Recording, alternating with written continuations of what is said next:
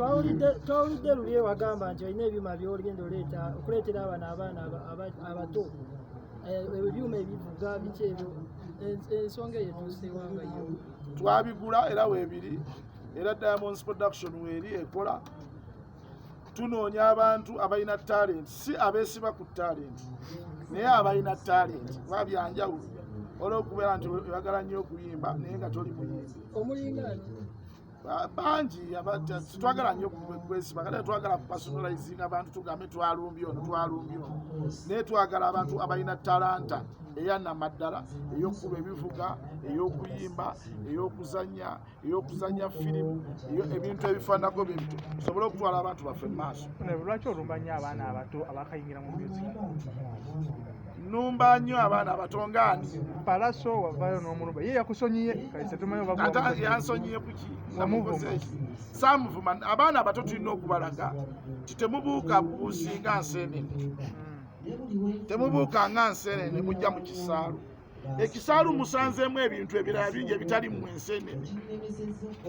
musanzeemu amayanzi musanzeemu enjovu musanzeemu empologoma musanzeemu ebintu byonna akati gwe mwe mwagala generation yammwe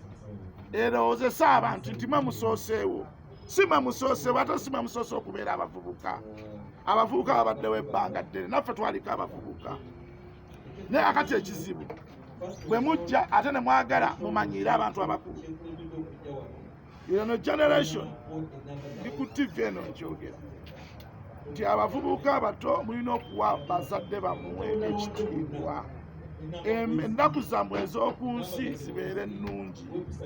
ekyo siyinza nakiwandiika kyawandiikibwa mu Bayibuli naye gwe bw'osanga bazadde bo n'otandika okubavuma n'obasirisa ebinnyo n'obasirisa biki olw'okuba bakugambyeko ku nsobi entono ejjo wakoze era Mawulana ne Rain bagamba okuze tokyasobola industry ddayo mu kyalo olime emmwanyi anti kakati obuzibu bwa Mawulana ne Rain nti bo banaafuuka ddi bakatolwama baagala omala evaawo kakati omuntu tasobola kuvaawo tosobola mukwata kifuba n'omugjawo nze nange sigambangako nti Mukama Katonda simusabangako nti mpangaze okuntuusa wano ate layisinsi y'obulamu teri kumwe bavubuka layisinsi y'obulamu eri ku Mukama Katonda nemwe mwagala okutufuukira ettabu naddala abavubuka b'ennaku zino ab'amalaasi mutufuukidde ettabu mwagala okulowoozesa ensi nti mwe musoose era mwe musembyeyo olwose noyogera ku balaasi ate gwe omu ku bantu abakozeza abantu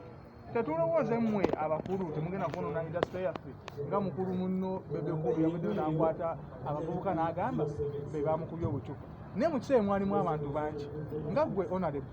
ntangaazo eri etya ku nsonga y'obucupa ensonga y'obucupa esooka bya kisiru obusiru abavubuka bulina okukendeera toyinza genda mu sho ng'ogenzeemu kusanyuka ng'ogenzeemu kulaba ate amagezi osiruwala ddi n'okwata akacupa n'okafukamu enkali n'okakuba omuntu oba olina sense oba otegeera nze ndowooza nti oba totegeera oba musiru sitanti ebyo zina bivuddeko ebisigenda kuddeyo kubyogerako kuba Palaso yagambye Ismail namwetondedde webale mwana wange webale nnyo Palaso okunsonyiwa wakoze ekyamaanyi nnyo okunsonyiwa oba abadde ogenda kunkola ki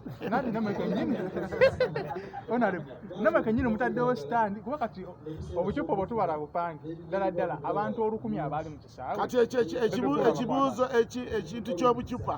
genda okibuuze gwe baakikubye naye abukanyuze Mukama Katonda b'omukisa